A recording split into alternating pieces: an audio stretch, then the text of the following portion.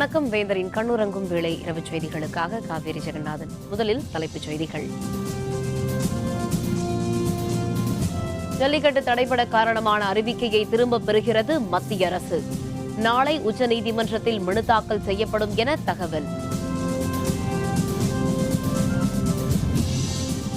பவானி ஆற்றின் குறுக்கே கேரளம் தடுப்பணை கட்டுவதை தடுத்து நிறுத்தவும் பிரதமருக்கு முதல்வர் பன்னீர்செல்வம் கடிதம். மறைந்த முதல்வர் ஜெயலலிதாவிற்கு இரங்கல் தீர்மானம். முதல்வர், எதிர்க்கட்சி தலைவர் உள்ளிட்டோர் புகழாரம்.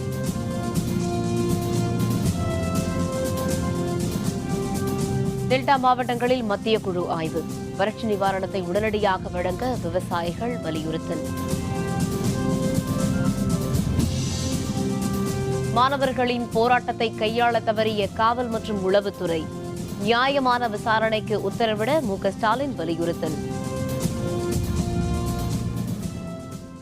ஜல்லிக்கட்டு தடைபட காரணமாக இருந்த 2011ஆம் ஆண்டு அறிவிக்கையையும் இதன் தொடர்ச்சியாக 2016இல் வெளியிடப்பட்ட அறிவிக்கையையும் திரும்பப் பெறுவதாக நாளை உச்சநீதிமன்றத்தில் மத்திய அரசு அறிவிக்கும் என்று தகவல் அறிந்த வட்டாரங்கள் தெரிவிக்கின்றன. ஜல்லிக்கட்டு நடத்த வேண்டுமென வலியுறுத்தி தமிழகம் முழுவதும் மாணவர்களும் இளைஞர்களும் பொதுமக்களும் நடத்திய பெருந்திரள் போராட்டங்களை அடுத்து மத்திய அரசின் ஒத்துழைப்புடன் தமிழக அரசு அவசர சட்டம் பிறப்பித்தது. அவசர சட்டத்திற்கு மாற்றாக நேற்று நடைபெற்ற தமிழக சட்டப்பேரவை சிறப்பு கூட்டத்தில் சட்ட முன்வரைவும் தாக்கல் செய்யப்பட்டு ஒருமனதாக நிறைவேற்றப்பட்டு ஆளுநர் ஒப்புதலுடன் குடியரசுத் தலைவருக்கு அனுப்பப்பட்டுள்ளது. இந்த நிலையில் கடந்த 2011ஆம் ஆண்டு ஜல்லிக்கட்டு தடைபட மூல காரணமான அறிவிக்கையான காளைகளை காட்சி பட்டியலில் இணைத்து வெளியிடப்பட்ட அறிவிக்கையையும் ஜல்லிக்கட்டு நடத்த வசதியாக 2016ஆம் ஆண்டு அதை விளையாட்டு என வகைப்படுத்தி வெளியிடப்பட்ட அறிவிக்கையையும் மத்திய அரசு விலக்கிக் கொள்கிறது. 2016ஆம் ஆண்டு அறிவிக்கைகள் தொடர்பான வழக்கு உச்சநீதிமன்றத்தில் நாளை விசாரணைக்கு வரும் நிலையில் இவ்விரு அறிவிக்கைகளையும் திரும்பப் பெறுவது தொடர்பான மனுக்களை நாளை மத்திய அரசு தாக்கல் செய்யும் என்று கூறப்படுகிறது. காளைகளை காட்சிப்படுத்தும் பட்டியலில் சேர்த்த அறிவிக்கையை மத்திய அரசு திரும்பப் பெறும் பட்சத்தில் ஜல்லிக்கட்டுகள் நடத்துவதற்கான தடைகள் அனைத்தும் விலகிவிடும் என்பது குறிப்பிடத்தக்கது.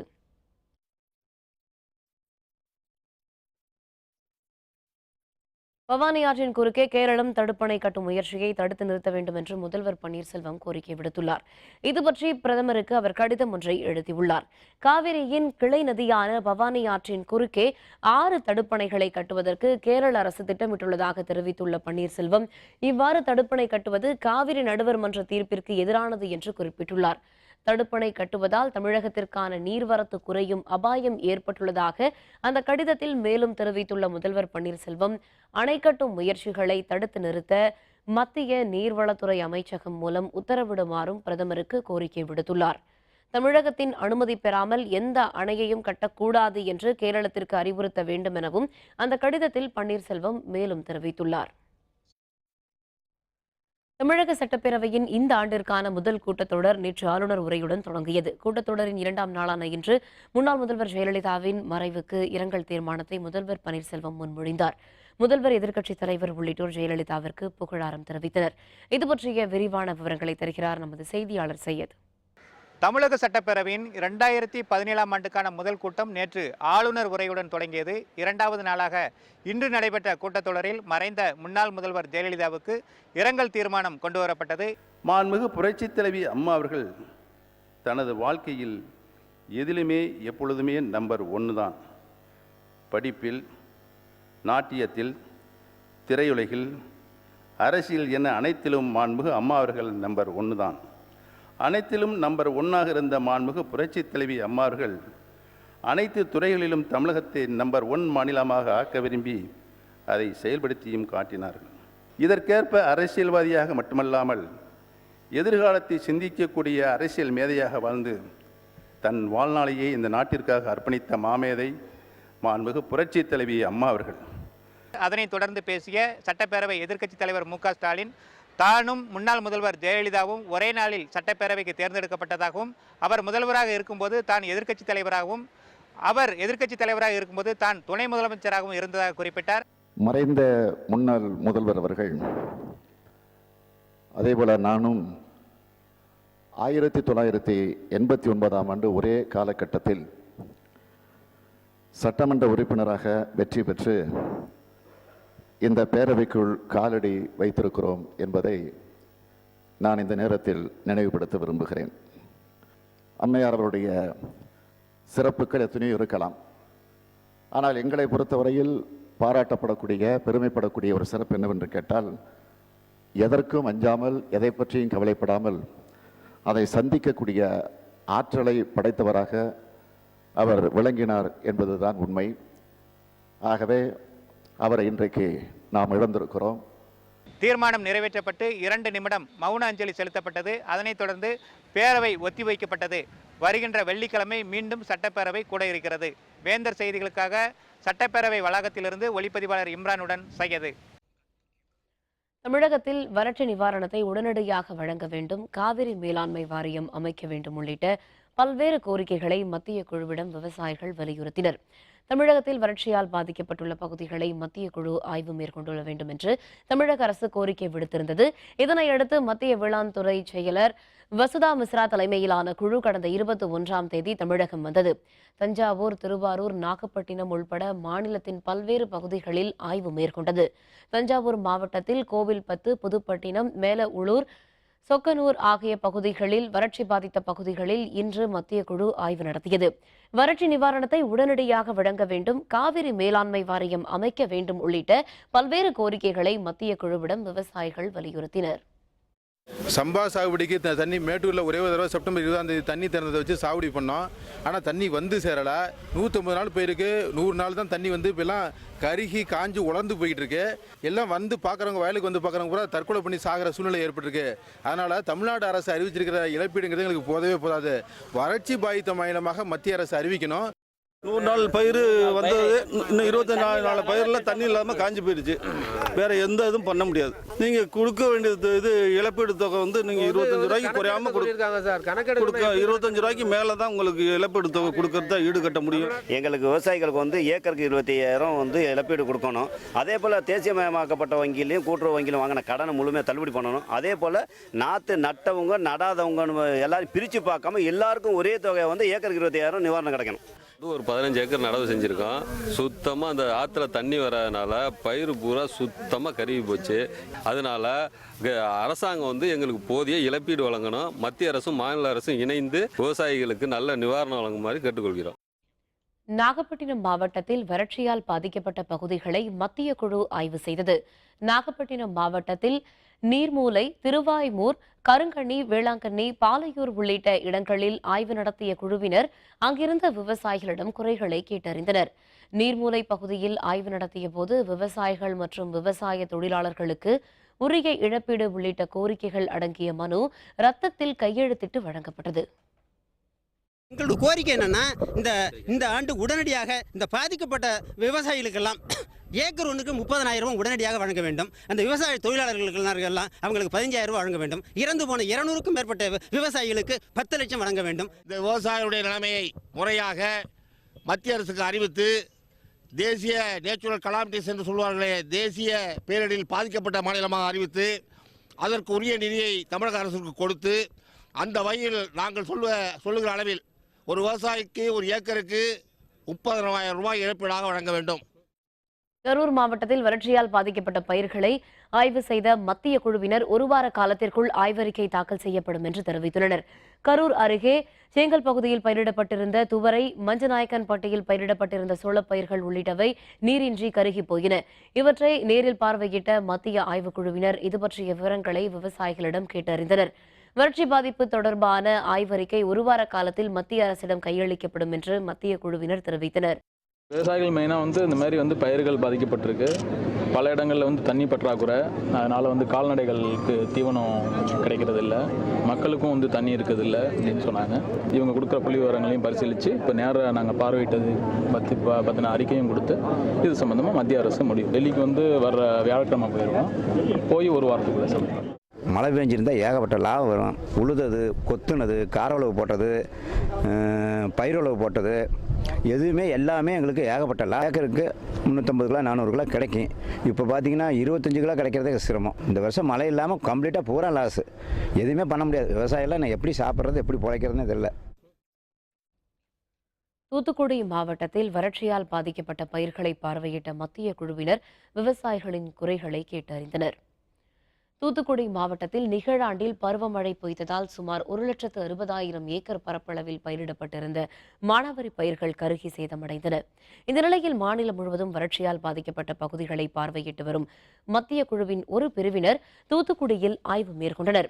ஜெகவீரபாண்டியபுரம், எப்போதும் வென்றான், ஆனைக்கட்டு, சிந்தலக்கரை உள்ளிட்ட இடங்களில் பாதிக்கப்பட்ட பயிர்களை பார்வையிட்ட அவர்கள் விவசாயிகளின் குறைகளை கேட்டறிந்தனர். அப்போது மத்திய அரசு சார்பில் கூடுதல் இழப்பீடு வழங்க வேண்டும் என விவசாயிகள் அவர்களிடம் கேட்டுக்கொண்டனர். விவசாயிகளுடைய நிலை என்பது மிக கவலைக்குரியதாக இருக்கிறதுனால மத்திய குழு இந்த நிலங்கள் எல்லாத்தையும் பார்த்துட்டு உடனடியாக வறட்சி நிவாரணம் என்பதையும் இன்சூரன்ஸ் தொகையும் உடனடியாக வழங்கணும். அப்படி வழங்கினா தான் அடுத்த ஆண்டுகளில் தொடர்ந்து விவசாயங்களை செய்ய முடியும். இல்லைன்னு சொன்னால் விவசாயம் பார்க்க முடியாத ஒரு நிலை ஏற்பட்டு போகும். விவசாயிக்கு ஒரு ஏக்கருக்கு 30,000 மேலே பாதிப்பு இருக்குது. வெறும் 3,000 சொல்லிங்கிறது கட்டாது. இருக்கக்கூடிய கடன்களை பூரா தள்ளுபடி பண்ணணும். இந்த 3,000ங்கிற அறிவிச்சதை அதிகமாக வழங்கணும். வருங்காலத்தில் விவசாயம் பண்ணுறதுக்கு எல்லா விவசாயிகளுக்கும் அரசு முழுமையான மானியம் கொடுக்கணுங்கிறது கொடுத்தா தான் அடுத்து விவசாயம் பண்ண முடியும், விவசாயத்தை காப்பாற்ற முடியும் அப்படிங்கிறது. ஒவ்வொரு குழுவும் முடிஞ்ச வரைக்கும் ஒரு 6-7 டிஸ்ட்ரிக்டை வந்து கவர் பண்ணுற மாதிரி 3 நாளில் அந்த மாதிரி எங்களுக்கு வந்து ப்ரோக்ராம் கொடுத்துருக்காங்க. இப்போ சரியான சமயத்தில் நாங்கள் வந்ததுனால இப்போ வந்து கரெக்டாக அசஸ் பண்ண முடியுது எவ்வளோ வந்து வறட்சி பாதிப்பு அடைஞ்சிருக்கு அப்படிங்கிறது. அதுக்கப்புறம் அது டீம் லீடர் வந்து அது எல்லாத்தையும் கம்பைல் பண்ணி அரசாங்கத்துக்கு வந்து ரிப்போர்ட் சப்மிட் பண்ணுவாங்க. பண மதிப்பிழப்பு மற்றும் வறட்சியால் பாதிக்கப்பட்ட விவசாயிகள் நலன் கருதி 660 கோடி ரூபாய் அளவிற்கு பயிர்க்கடன் வட்டித் தொகையை தள்ளுபடி செய்ய மத்திய அமைச்சரவை ஒப்புதல் அளித்துள்ளது. தில்லியில் கூடிய மத்திய அமைச்சரவை கூட்டத்தில் பண மதிப்பிழப்பு மற்றும் வறட்சி காரணமாக பாதிக்கப்பட்ட விவசாயிகள் நவம்பர் மற்றும் டிசம்பர் மாதங்களுக்கான பயிர்க்கடன் தவணையை செலுத்துவதற்கு மேலும் 2 மாத கால அவகாசம் அளிக்கும் முடிவுக்கு ஒப்புதல் தெரிவிக்கப்பட்டது. நவம்பர் மற்றும் டிசம்பர் மாதங்களுக்கான பயிர்க்கடன் வட்டித் தொகையான 660 கோடியே 50 லட்சம் ரூபாயை தள்ளுபடி செய்வதற்கு அமைச்சரவை கூட்டத்தில் ஒப்புதல் தெரிவிக்கப்பட்டது. கிராம பகுதிகளில் வீடு கட்டும் திட்டத்தை ஊக்குவிக்கும் வகையில் 2 லட்சம் ரூபாய் வரையிலான கடன் தொகைக்கு வட்டி மானியம் அளிக்கும் திட்டத்திற்கும் அமைச்சரவை கூட்டத்தில் ஒப்புதல் தெரிவிக்கப்பட்டுள்ளது. இந்த புதிய திட்டத்தின்படி பழைய வீடுகளை புதுப்பித்து கட்டுவதற்கும் வட்டி மானியம் அளிக்கப்படும் என்று அறிவிக்கப்பட்டுள்ளது. மாணவர்கள் போராட்டத்தை முறையாக கையாள தவறிய காவல்துறை அலுவலர்களை உடனடியாக இடமாற்றம் செய்து நியாயமாக விசாரணைக்கு உத்தரவிட வேண்டும் என்று திமுக செயல் தலைவர் மு.க.ஸ்டாலின் கோரிக்கை விடுத்துள்ளார். இதுபற்றி அறிக்கை ஒன்றை அவர் வெளியிட்டுள்ளார். சட்டவிரோத செயல்களில் ஈடுபடுவோரை அடையாளம் கண்டு கட்டுப்படுத்த வேண்டியது காவல்துறையின் கடமையே தவிர அறவழி போராட்டத்தை கலைக்க காவல்துறையே சட்டவிரோத செயல்களில் ஈடுபடுவதை அனுமதிக்க முடியாது என்று தெரிவித்துள்ள ஸ்டாலின், தமிழர்களின் பண்பாட்டிற்காக போராடியவர்களை தேச விரோதிகள் என்றும் சமூக விரோதிகள் என்றும் சென்னை மாநகர காவல்துறை ஆணையர் ஜார்ஜ் அறிவித்திருப்பதை வன்மையாக கண்டிப்பதாகவும் போராட்டத்தின் நோக்கத்தை திசை திருப்பும் செயலில் அவர் ஈடுபட்டிருக்கிறார் என்றும் தெரிவித்துள்ளார்.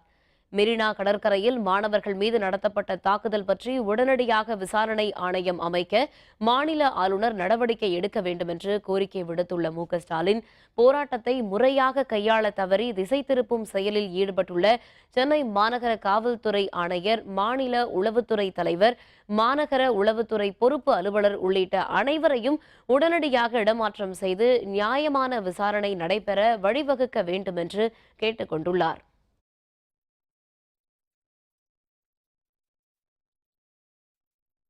ஜல்லிக்கட்டு பிரச்சனையில் போராட்டக்காரர்களை மோசமாக சித்தரிக்க வேண்டாம் என நடிகர் கமல்ஹாசன் கேட்டுக் கொண்டுள்ளார். சென்னையில் நடைபெற்ற செய்தியாளர் சந்திப்பில் பேசிய கமல்ஹாசன், ஜல்லிக்கட்டு விவகாரத்தில் விலங்கு நல ஆர்வலர்கள் இரட்டை நிலையை கடைபிடிப்பதாக குற்றம் சாட்டினார். ஜல்லிக்கட்டில் மாடு முட்டி இறப்பவர்களை விட சாலை விபத்தில் இறப்பவர்களின் எண்ணிக்கை அதிகம் என்று அவர் குறிப்பிட்டார். சென்னையில் காவலர்கள் வன்முறையில் ஈடுபட்டதைக் கண்டு அதிர்ச்சி அடைந்ததாக தெரிவித்த கமல்ஹாசன், இதுகுறித்து அவர்கள் விளக்குவார்கள் என எண்ணுவதாக குறிப்பிட்டார். இளைஞர்களின் மோசமான சிலர் இருந்தது போல காவல்துறையிலும் சிலர் இருந்திருக்கலாம் என்று குறிப்பிட்ட கமல்ஹாசன், ஜல்லிக்கட்டிற்கு ஆதரவாக போராட்டத்தில் ஈடுபட்டவர்களை மோசமாக சித்தரிக்க வேண்டாம் என்று கேட்டுக்கொண்டார். அவங்களுக்கு ஒன்றும் சொல்ல வேண்டாம், அவங்களுக்கு தெரியும். ஏன்னா அவங்க இவ்வளவு நாள் அமைதியை காத்திருக்காங்க. இத்தனை விஷயத்துக்கு அப்புறமும் நின்று பண்றாங்க. அவங்கள தயவுசெய்து ஆன்டி சோஷியல்னு ஒதுக்கிடாதீங்க, ஆன்டி நேஷனல், ஆன்டி சோஷியல்னு ஒதுக்கிடாதீங்க. அவங்க ஏதோ நினச்சிட்டு பண்ணிட்டு இருக்காங்க. தீய சக்தின்னு நிரூபிக்கட்டும், அப்புறம் நம்ம அவங்கள என்ன பண்ணலாம்னு யோசிக்கலாம். நிரூபிக்காம நம்ம சொல்லக்கூடாது. இருமுகம் காட்டாதீங்கிறது சொல்றேன். அதாவது அவங்க என்ன சொல்றாங்க, கொல்லலாம் ஆனா விளையாடக்கூடாது, அது கூடங்கிறாங்க. 10 பேருக்கு எழுந்து மிரட்டுறீங்க. ஆனால் 10,000 மாடு கொண்டு மாதம் மாதம் எக்ஸ்போர்ட் பண்ண வாங்குறாங்க. என்னென்னா அது சாப்பிட்றதுக்கு அது தர்மம் பரவாயில்லைங்கிறாங்க. சென்னையில் மாணவர்கள் போராட்டத்தின் போது ஏற்பட்ட கலவரத்திற்கான காரணங்கள் குறித்து மனித உரிமை ஆணையம் ஆய்வு நடத்தியது. தமிழக மனித உரிமை ஆணையத்தைச் சேர்ந்த நீதிபதிகள் கோபிநாத், மஞ்சுளா உள்ளிட்ட குழுவினர் மெரினாவில் உள்ள விவேகானந்தர் இல்லம் பகுதியில் காயமடைந்த காவலர்களிடம் தாக்குதல் குறித்து விசாரித்தறிந்தனர். காவல் அலுவலர்களும் இதுகுறித்து விளக்கம் அளித்தனர். பின்னர் செய்தியாளர்களுடன் பேசிய நீதிபதி மஞ்சுளா, கலவரம் தொடர்பான ஆதாரங்கள் பொதுமக்களிடம் இருப்பின் அதனை மனித உரிமை ஆணையத்திடம் வழங்கலாம் என்றார். Our chairman has constituted a team of officers to make a spot visit and submit a report. Once we collect the materials, we will submit our report. Madurai மாவட்டம் அவனியாபுரத்தில் வரும் 5ஆம் தேதி ஜல்லிக்கட்டு போட்டியை நடத்த விழா குழுவினர் முடிவெடுத்துள்ளனர். தமிழக பேரவையின் சிறப்பு கூட்டத்தில் ஜல்லிக்கட்டு சட்ட முன்வரைவு நேற்று நிறைவேற்றப்பட்டது. இதனையடுத்து வரும் 1ஆம் தேதி அலங்காநல்லூரில் ஜல்லிக்கட்டு போட்டியை நடத்துவது என்று முடிவெடுக்கப்பட்டது. இதனையடுத்து அவனியாபுரத்தில் வரும் 5ஆம் தேதி ஜல்லிக்கட்டு நடத்த ஊர்க்குழுவினர் முடிவெடுத்துள்ளனர். அவனியாபுரம் ஜல்லிக்கட்டு விஷயமாக காலையில் கமிட்டியாளர்கள் எல்லாம் கூடி ஒரு முடிவு செய்தோம். வருகின்ற பிப்ரவரி மாதம் 5ஆம் தேதி ஞாயிற்றுக்கிழமை காலை 8 மணிக்கு ஜல்லிக்கட்டு நடைபெறும் என்பதை அறிவித்துள்ளோம். இதனிடையே திருச்சி மாவட்டம் மணப்பாறை அருகே உள்ள கருங்குளத்தில் வரும் 29ஆம் தேதி ஜல்லிக்கட்டு போட்டியை நடத்த விழா குழுவினர் முடிவெடுத்துள்ளனர். ராமநாதபுரத்தில் 100% வறட்சி பாதிப்பு. மத்திய நீர்வள ஆணைய இயக்குனர் தகவல். விவரம் விளம்பர இடைவேளைக்கு பிறகு.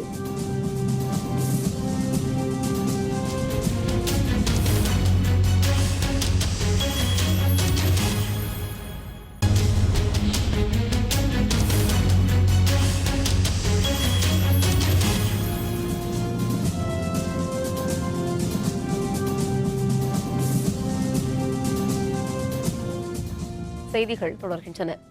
சென்னை ஜல்லிக்கட்டு போராட்டத்தில் காவல்துறையினர் அடக்குமுறையை கையாண்டதாக கோரி மக்கள் நல கூட்டு இயக்கம் சார்பில் வரும் 28ஆம் தேதி ஆர்ப்பாட்டம் நடத்தப்பட உள்ளது. மார்க்சிய கம்யூனிஸ்ட் கட்சி மாநில செயலர் ஜி ராமகிருஷ்ணன், இந்திய கம்யூனிஸ்ட் கட்சி செயலர் முத்தரசன், விடுதலை சிறுத்தைகள் கட்சி தலைவர் தொல் திருமாவளவன் ஆகியோர் சென்னையில் இன்று செய்தியாளர்களை சந்தித்தனர். சென்னை, மதுரை, கோவை ஆகிய மாநகரங்களில் மக்கள் நல கூட்டு இயக்கம் சார்பில் வரும் 28ஆம் தேதி ஆர்ப்பாட்டம் நடத்த முடிவெடுக்கப்பட்டுள்ளதாக அவர்கள் தெரிவித்தனர். இளைஞர்களும் மாணவர்கள் நடத்திய போராட்டம் என்பது மாநில அரசை ஒரு அவசர சட்டம் கொண்டு வந்து பிறகு சட்ட திருத்தம் கொண்டு வரக்கூடிய ஒரு நிர்பந்தத்தை அந்த போராட்டம் உருவாக்கியது. மாநில அரசினுடைய காவல்துறையினுடைய அந்த அத்துமீறலை, ஜனநாயக விரோத நடவடிக்கையை, காட்டுமிராண்டித்தனம் மக்களை தாக்கியதை கண்டித்து கண்டன ஆர்ப்பாட்டம் என்பது வரக்கூடிய 28ஆம் தேதி 3 நகரங்கள் நடத்துவதென்று நாங்கள் முடிவெடுத்திருக்கிறோம். 26ஆம் தேதி குடியரசு தின அணிவகுப்புக்கு வந்து அவங்க ரிஹர்சல் ஒத்திகை நடத்தணும். அடுத்து மத்திய அரசு வந்து அவசர சட்டம் வந்த பிறகு அங்கே வந்து அந்த இடத்துல யாரும் குவிஞ்சிடக்கூடாது, கிளியர் பண்ணுங்கிற இன்ஸ்ட்ரக்ஷன் கொடுத்தாங்க. கவர்னர் மூலமாக கொடுத்தாங்க. அதனால் அவங்க வந்து அதிகாலையிலேயே உடனடியாக அந்த இடத்தை விட்டு அவர்களை அப்புறப்படுத்த வேண்டும் என்கிற ஒரு வேகத்தில் காவல்துறை அல்லது தமிழக அரசு இருவரும் சேர்ந்து இந்த வன்முறையை கையெடுத்தார். ராமநாதபுரம், விருதுநகர், நெல்லை, தூத்துக்குடி உள்ளிட்ட மாவட்டங்களில் 100% வறட்சி ஏற்பட்டுள்ளதாக மத்திய ஆய்வுக்குழுவின் நீர்வள ஆணைய இயக்குனர் அழகேசன் தெரிவித்துள்ளார். தமிழகத்தில் போதிய மழை பொய்த்ததால் தமிழகம் முழுவதிலும் வறட்சி ஏற்பட்டுள்ளது. இதனால் விவசாயிகளின் வேண்டுகோளை ஏற்று தமிழக அரசு சார்பில் ஏற்கனவே மாவட்டம் தோறும் வறட்சி குறித்து ஆய்வு செய்யப்பட்டது. இதனைத் தொடர்ந்து ராமநாதபுரம் மாவட்டத்தின் கடலாடி, கீழகடாபுரம், பனையடியந்தல் உள்ளிட்ட பல்வேறு பகுதிகளில் மத்திய குழுவினர் ஆய்வு மேற்கொண்டனர். இந்த ஆய்வின் போது மாவட்ட ஆட்சியர் நடராஜன் மற்றும் வேளாண்துறை அலுவலர்கள் பலர் உடனிருந்தனர். ராமநாதபுரம், விருதுநகர், நெல்லை, தூத்துக்குடி உள்ளிட்ட மாவட்டங்களில் 100% வறட்சி ஏற்பட்டுள்ளதாக மத்திய ஆய்வுக்குழுவின் நீர் ஆணைய இயக்குனர் அழகேசன் தெரிவித்துள்ளார். பாதிப்பு வந்து ஆல்மோஸ்ட் 100% பாதிப்புன்னே சொல்லலாம். அந்த அளவுக்கு நாங்கள் இப்போ சரியான சமயத்தில் தான் நாங்கள் வந்திருக்கோம். எல்லா இடத்துலையும் விவசாயிகள் அவங்களுடைய உண்மையான அந்த வறட்சி பாதிப்புனால அவங்களுக்கு ஏற்படுற நஷ்டத்தை பற்றி சொல்லியிருக்காங்க. அவங்களுடைய கருத்துக்களை எல்லாத்தையும் நாங்கள் கேட்டு நாங்களும் அந்த ரிப்போர்ட்டில் சரியாக அதை ப்ரொஜெக்ட் பண்ணி சொல்லுவோம். புதுச்சேரி துணைநிலை ஆளுநர் கிரண்பேடியை திரும்பப் பெற மத்திய அரசை வலியுறுத்த வேண்டும் என்று காங்கிரஸ் மற்றும் திமுக சார்பில் புதுச்சேரி சட்டப்பேரவையில் வலியுறுத்தப்பட்டுள்ளது. புதுச்சேரி பேரவையின் இந்த ஆண்டிற்கான முதல் கூட்டத்தொடர் இன்று காலை 11 மணிக்கு தொடங்கியது. மறைந்த தமிழக முதல்வர் ஜெயலலிதா, தமிழக முன்னாள் ஆளுநர் சுர்ஜித் சிங் பர்னாலா, புதுச்சேரி சட்டப்பேரவை முன்னாள் தலைவர் VMC சிவக்குமார் உள்ளிட்டோருக்கு இரங்கல் தெரிவிக்கும் தீர்மானங்களை முதல்வர் நாராயணசாமி முன்மொழிந்தார். அதன் பின்னர் 15 நிமிடங்களுக்கு அவை நடவடிக்கைகள் ஒத்திவைக்கப்பட்டது. பின்னர் அவை கூடிய போது ஜல்லிக்கட்டிற்கு அனுமதி, வறட்சி மாநிலமாக அறிவிக்க கோரிக்கை உள்ளிட்ட பல்வேறு தீர்மானங்களை முதல்வர் நாராயணசாமி முன்மொழிந்தார். அரசு நிர்வாகத்தில் குழப்பம் ஏற்படுத்தும் துணைநிலை ஆளுநர் கிரண்பேடியை திரும்பப் பெற மத்திய அரசை வலியுறுத்த வேண்டுமென காங்கிரஸ், திமுக உறுப்பினர்கள் கோரிக்கை விடுத்தனர். செயல்படாத காங்கிரஸ் அரசை கண்டிப்பதாக தெரிவித்த NR காங்கிரஸ் மற்றும் அதிமுக உறுப்பினர்கள் அவையில் இருந்து வெளிநடப்பு செய்தனர். மக்களுடைய வளர்ச்சி பணிகளை எதையும் செயல்படுத்தாமல் இருப்பதனை நாங்கள் வன்மையாக கண்டிக்கின்றோம். மாநில அந்தஸ்து என்பது நமக்கு மிக அவசியமான ஒன்று என்பதை இந்த நேரத்திலாவது நாம் அனைவரும் புரிந்து கொள்ள வேண்டும். அதனால் மாநில அந்தஸ்தினை பெறுவதற்கு நாம் முயற்சி எடுக்க வேண்டும் என்பதுதான் எங்களுடைய எண்ணம். செயலற்ற இந்த அரசை கண்டித்து நாங்கள் சட்டமன்றத்திலிருந்து வெளிநடப்பு செய்திருக்கின்றோம். அதன் பின்னர் சட்டப்பேரவை கூட்டத்தை நாளை காலை 10:30 மணி வரை ஒத்திவைப்பதாக அவைத் தலைவர் வைத்திலிங்கம் அறிவித்தார். பின்னர் செய்தியாளர்களுடன் பேசிய முதல்வர் நாராயணசாமி, வறட்சியால் பாதிக்கப்பட்ட விவசாயிகளுக்கு மத்திய அரசு இழப்பீடு வழங்கவிருக்கும் நிலையில் இடைக்கால இழப்பீடு வழங்க முடிவெடுத்திருப்பதாக தெரிவித்தார். அது பற்றிய தங்களது கருத்துக்களை பதிவு செய்யாமல் எதிர்க்கட்சி உறுப்பினர்கள் வெளிநடப்பு செய்தது வருத்தமளிப்பதாக அவர் மேலும் குறிப்பிட்டார். இடைக்கால நிவாரணத்தை கொடுப்பதற்கான நடவடிக்கை எங்களுடைய மாநில அரசின் சார்பாக எடுப்போம் என்று நாங்கள் வலியுறுத்தி கூறியிருக்கிறோம். ஆனால் துரதிர்ஷ்டவசமாக NR காங்கிரஸ் சட்டமன்ற உறுப்பினர்கள், மாண்புமிகு எதிர்க்கட்சி தலைவர் திரு ரங்கசாமி அவர்கள் தலைமையில் முக்கியமான மாநில விவசாயிகளுடைய பிரச்சனை சம்பந்தமாக இருக்கின்ற வறட்சி பற்றி தங்களுடைய கருத்துக்களை பதிவு செய்யாமல் வெளிநடப்பு செய்திருப்பது மிகப்பெரிய வருத்தத்தை அளிக்கிறது. ஈரோடு மாவட்டம் கோபிச்செட்டிப்பாளையம் பகுதியில் சீரான குடிநீர் விநியோகம் செய்யக்கோரி பேரூராட்சி அலுவலகத்தை முற்றுகையிட்டு திரளானோர் போராட்டத்தில் ஈடுபட்டனர். கோபிச்செட்டிப்பாளையம் அருகே உள்ள கூசலூர் பேரூராட்சிக்கு உட்பட்ட தாழைக்கொம்பு புதூர், மெத்தக்கடை, தண்ணீர் பந்தல் புதூர் கிராமங்களில் அமைக்கப்பட்ட ஆழ்துளை கிணறுகளில் தண்ணீர் வற்றியதால் குடிநீர் தட்டுப்பாடு நிலவுகிறது. மாவட்ட ஆட்சியர் உள்ளிட்ட பலருக்கும் கோரிக்கை மனு அளித்தும் எந்த பயனும் இல்லை என்று தெரிவித்து 1 மாத காலத்திற்கு முன்னர் மெத்தக்கடை பகுதியில் அரசு பேருந்தை சிறைப்பிடித்து போராட்டத்தில் ஈடுபட்டனர். இந்த நிலையில் கூசலூர் பேரூராட்சி அலுவலகத்தை முற்றுகையிட்டு தாழைக்கொம்பு புதூர் மக்கள் போராட்டத்தில் ஈடுபட்டனர். அதனை அடுத்து புதிதாக அமைக்கப்பட்ட ஆழ்துளை கிணற்றில் மின் மோட்டார் பொருத்தி அனைத்து பகுதிகளுக்கும் குடிநீர் வழங்க நடவடிக்கை எடுக்கப்படும் என்று உறுதியளிக்கப்பட்டது. நாங்கள் கடந்த 6 மாத காலமாக தண்ணி பிரச்சனைக்காக போராடிட்டே தான் இருக்கிறோம். எல்லாத்துக்கிட்டையும் மனு கொடுத்தோம். அதுக்கு எந்த ஒரு இது பண்ணாததுக்கப்புறம் ஒரு 30 நாள் ஆயிடுச்சு போர்வெல் அமைச்சா. ஆனால் அதுக்கு எந்த பைப் லைனும் இன்னும் கொடுக்கவே இல்லை. அதுக்கான எந்த ஒரு நடவடிக்கையுமே இன்னும் எடுக்கல. எங்களுக்கு மெத்தக்கடை வரைக்கும் தண்ணி போகணும், அதுக்கான வழிவகை செய்யணும். தண்ணி பிரச்சனை குறைஞ்சது இந்த 1 வருஷ காலமாக இருக்குது. போர்வெல் போட்டு ஒரு 20-25 நாளைக்கு மேலே ஆச்சுங்க. 25 நாளைக்கு மேலே ஆகியும் எந்த ஒரு நடவடிக்கையும் எடுக்கலைங்க. எதனால இப்படி காலம் கடத்திட்டு இருக்கான்னு தெரியலைங்க. கூடிய சீக்கிரம் இந்த போர்வெல் தண்ணி கொடுத்தீங்கன்னா நல்லாயிருக்கும். திருப்பூர் மாவட்டம் கீழ்பவானி பாசன பகுதிகளில் கிணறு வெட்டும் பணிகளில் விவசாயிகள் மும்முரம் காட்டி வருகின்றனர். திருப்பூர் மாவட்டத்தில் கீழ்பவானி மூலம் பாசன வசதி பெறும் நத்தக்கடையூர், திட்டுப்பாறை, குட்டப்பாளையம் உள்ளிட்ட பகுதிகளில் உள்ள விவசாயிகள் தங்களுடைய நிலங்களில் புதிதாக கிணறு வெட்டும் பணிகளில் மும்முரம் காட்டி வருகின்றனர். ஈரோடு மாவட்டத்தில் அமைந்துள்ள பவானிசாகர் அணையில் இருந்து கீழ்பவானி வாய்க்கால் மூலம் சுமார் 2 லட்சம் ஏக்கருக்கும் அதிகமான நிலங்கள் பாசன வசதி பெற்று வருகின்றன. திருப்பூர் மாவட்டத்தில் மட்டும் சுமார் 30,000 ஏக்கர் நிலங்கள் பாசன வசதி பெற்று வருகின்றன. இந்த ஆண்டு நீர் திறக்கப்படாததால் நந்திக்கடையூர் உள்ளிட்ட பகுதிகளில் கடும் வறட்சி நிலவி வருகிறது. ஏற்கனவே உள்ள ஆழ்துளை கிணறுகளில் நீர் குறைந்து வருகிறது. எனவே முன்னெச்சரிக்கை நடவடிக்கையாக பயிர்களை காப்பாற்றவும் கால்நடைகளுக்கான தீவனத்தை உறுதி செய்யும் வகையிலும் கிணறு வெட்டும் பணியில் விவசாயிகள் மும்முரம் காட்டி வருகின்றனர். பிபி பாயிற பாசன ஏரியா தான். ஆனால் இருந்தாலும் இங்கே வறட்சியில் ஓவராக இருக்குது. மழை சரியாக பொழியாதனால இப்போ பல நூற்றாண்டுகளுக்கு பிறகு இந்த தடவை வறட்சி அதிகமாக இருக்குது. காய்ச்சல் அதிகமாக இருக்கும்போது ரேட்டும் கொஞ்சம் கிணறு வெட்டுற காசு கொஞ்சம் கம்மியாக இருக்குது அப்படின்ட்டு எல்லாரும் கிணறு வெட்டுறக்க ஆரம்பிச்சிருக்கேன். போர் ஓட்டி எல்லாம் கடனானது மிச்சமாக இருக்குது. ஏதோ நம்பிக்கையோடு இருக்கிற கண்டிஷனாக தண்ணி நத்தக்கடையூர் பகுதியில் ரொம்ப வறட்சி நிலவுது. வாய்க்க தண்ணி இல்லாமல், LPB தண்ணி வராமல், அதாவது பார்த்திங்கன்னா இந்த 10-15 வருஷமாக இந்த அளவுக்கு வறட்சி இல்லை. அதுக்காக எல்லாருமே இந்த பகுதியில் இருக்கிற எல்லாருமே அவங்கவுங்க தோட்டத்தில் கிணறு வெட்டுறக்க ஆரம்பிச்சிருக்கிறோம். என்ன காரணத்தினான்னு பார்த்தீங்கன்னா, அதாவது இனிமேல் மழை பெஞ்சாலோ அல்லது வாய்க்க தண்ணி வந்தாலோ இனிமேலாவது இருக்கிறத காப்பாற்றிக்கலாம் அப்படிங்கிற ஒரு எண்ணத்தினால தான் இதை பண்ணிக்கிட்டு இருக்கிறோம். பெரம்பலூர் அருகே துரைமங்கலத்தில் உள்ள பெரிய ஏரியில் நடைபெற்ற மீன்பிடி திருவிழாவில் திரளான கிராம மக்கள் ஆர்வத்துடன் கலந்து கொண்டனர். பெரம்பலூர் அருகே துரைமங்கலத்தில் உள்ள ஏரியில் உள்ள நீரை கொண்டு கிராம மக்கள் விவசாயம் செய்து வந்தனர். கடந்த சில ஆண்டுகளாக ஏரியில் தண்ணீர் அதிக அளவில் இருந்து வந்தது. இந்த ஆண்டு மழைப்பொழிவு குறைந்து போனதால் இந்த ஏரியில் தண்ணீர் குறைந்துள்ளது. எனவே இந்த ஏரியில் செஞ்சேரி, சிறுவாச்சூர் உள்ளிட்ட பல்வேறு பகுதிகளில் இருந்து பெரியவர்கள் முதல் சிறியவர்கள் வரை மீன்பிடி திருவிழாவில் கலந்து கொண்டனர். இந்த மீன்பிடி திருவிழாவின் போது விரால், கெளுத்தி, கெண்டை உள்ளிட்ட மீன்கள் வலைகளில் சிக்கியதால் மக்கள் மகிழ்ச்சி அடைந்தனர்.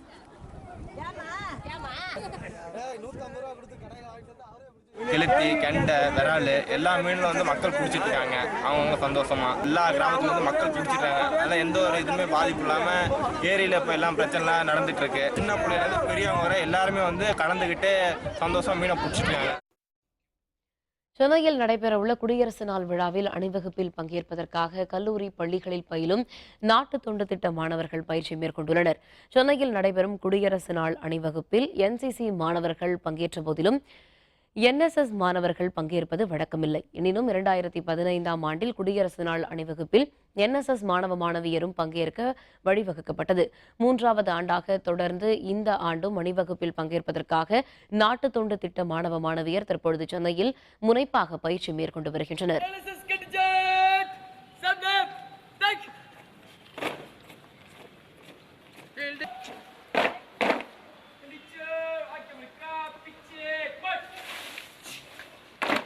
இங்கே வந்து நம்ம கற்றுக்கிட்டது NSS வந்து பொதுவாகவே க்ளீன் பண்ணுற ஒர்க்கு அப்படிங்கிற மாதிரியான ஒரு இமேஜை உடைச்சிட்டு எங்களால் ஃபுல்லஸ்ட் கொடுக்க முடியும், ஒரு ஸ்டேட்டை வந்து ரெப்ரசென்ட் பண்ணி எங்களால் பண்ண முடியும் அப்படிங்கிற ஒரு ப்ரௌட் அந்த வந்து இந்த கேம்பில் கிடச்சிருக்கு. ரொம்ப பெருமையாக இருக்குது. அது மட்டும் இல்லாமல் இங்கே வந்து பார்த்திங்கன்னா டிசிப்ளின், டைம் மேனேஜ்மெண்ட், அப்புறம் வந்து ஒரு ஃபங்க்ஷனை எப்படி ஆர்கனைஸ் பண்ணுறது, லீடர்ஷிப் குவாலிட்டிஸ், மற்றவங்கிட்ட எப்படி கம்யூனிகேட் பண்ணுறது, இதெல்லாம் இங்கே தான் ஃபுல்லாக கற்றுக்கிட்டேன். தமிழ்நாடை பொறுத்த வரைக்கும் கிட்டத்தட்ட 4 லட்சத்திற்கு மேலே வாலண்டியர் NSS வாலண்டியர்ஸ் இருக்காங்க. 83 சிறந்த மாணவர்கள் நாங்கள் தேர்ந்தெடுத்திருக்கோம். இதில் இன்னும் நல்லா பரேடு நல்லா பண்ணி ப்ராக்டிஸ் பண்ணி பண்ணுற மாணவர்களை குடியரசு தின விழாவில் கலந்துக்குவாங்க. அவங்க இந்த ரிஹர்சல் முடிச்சதுக்கப்புறம் 26ஆம் தேதி ரொம்ப சிறப்பாக பங்கேற்பாங்கன்னு தெரிவித்தேன். ரிபப்ளிக் டே பரேட் அன்றைக்கி அவர்கள் வந்து மார்ச் பாஸ்ட் செஞ்சுட்டு போவாங்க. அவர்களுக்கு காலையிலேருந்து ஈவினிங் வரைக்கும் நல்ல சில பிரேக்ஸ் கொடுத்துட்டு ரெகுலராக நம்ம ட்ரைனிங் தரோம். அந்த ட்ரைனிங் அவங்களுக்கு எந்த விதத்தில் யூஸ் ஆகுன்னு பார்த்தாங்கனாக்கா, அவங்க ஃபிசிக்கல் எபிலிட்டியை அதிகமாக்கும், அதே மாதிரி மென்டல் ஸ்ட்ரென்த்தையும் அதிகமாக்கும். அவங்களுக்கு நம்மளால் எந்த வேலைகளும் செய்ய முடியும், அந்த அளவுக்கான நம்மளால் முடியுன்ற ஒரு செல்ஃப் கான்ஃபிடன்ஸ் அவங்களுக்கு வளர்த்தி தரும்.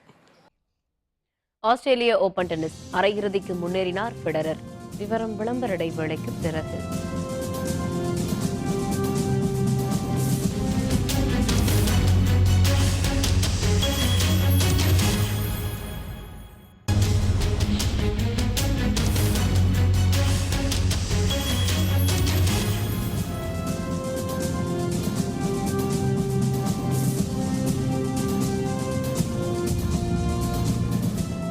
செய்திகள் தொடர்கின்றன. இனி அயலக செய்திகள்.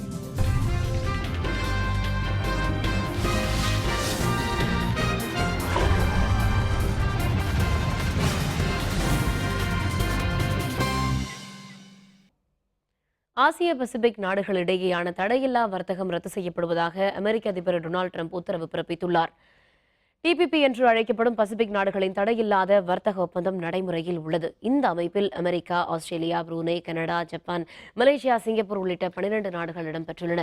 இந்த ஒப்பந்தத்தின் மூலம் எந்தவித கட்டுப்பாடுமின்றி வர்த்தகம் செய்ய வழிவகை செய்யப்பட்டுள்ளது.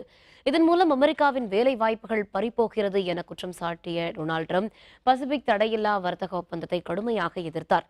அமெரிக்க அதிபராக டொனால்டு ட்ரம்ப் பதவியேற்றவுடன் வெள்ளை மாளிகையில் ஓவல் அலுவலகத்தில் ஆசிய பசிபிக் தடையில்லா ஒப்பந்தத்தில் இருந்து விலகுவதாக கோரி கோப்பில் கையெழுத்திட்டு உத்தரவு பிறப்பித்தார். அமெரிக்கா இடம்பெறாத இந்த ஒப்பந்தம் முழுமையடையுமா என்பதில் சந்தேகம் இருப்பதாக ஜப்பான் பிரதமர் ஷின்சோ அபே தெரிவித்துள்ளார்.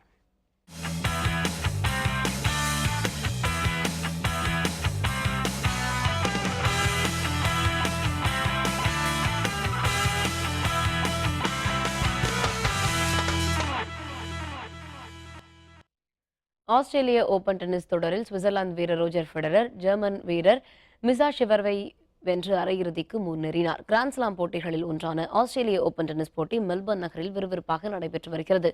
இன்று நடந்த போட்டி ஒன்றில் சுவிட்சர்லாந்து வீரர் ரோஜர் ஃபெடரர் ஜெர்மன் வீரர் மிர்ஷா ஜவேர்வை களம் கண்டார். 90 நிமிடங்கள் நடைபெற்ற இந்த போட்டியில் 6-1, 7-5, 6-2 என்ற செட் கணக்கில் ரோஜர் ஃபெடரர் வென்று அரையிறுதிக்குள் நுழைந்தார். இதேபோன்று ஆண்கள் ஒற்றையர் பிரிவு காலிறுதிச் சுற்றில் பிரான்ஸ் வீரர் ஜோ வில்ஃப்ரை ஜோங்காவை வீழ்த்தி வாவரிங்கா அரையிறுதிச் சுற்றுக்கு முன்னேறினார். விறுவிறுப்பாக நடைபெற்ற இந்த போட்டியில் சுவிட்சர்லாந்து வீரர் ஸ்டான் வாவரிங்கா சிறப்பான ஆட்டத்தை வெளிப்படுத்தினார். 2 மணி 14 நிமிடங்கள் நீடித்த போட்டியில் 7-6, 6-4, 6-3 என்ற செட் கணக்கில் வெற்றி பெற்றார்.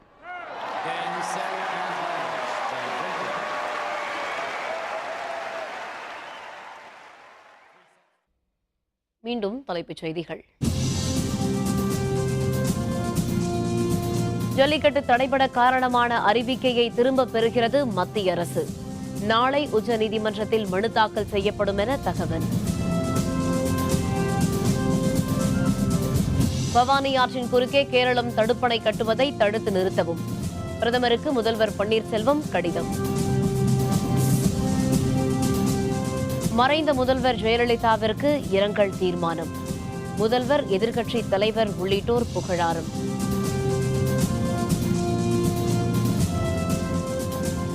டெல்டா மாவட்டங்களில் மத்திய குழு ஆய்வு. வறட்சி நிவாரணத்தை உடனடியாக வழங்க விவசாயிகள் வலியுறுத்தல்.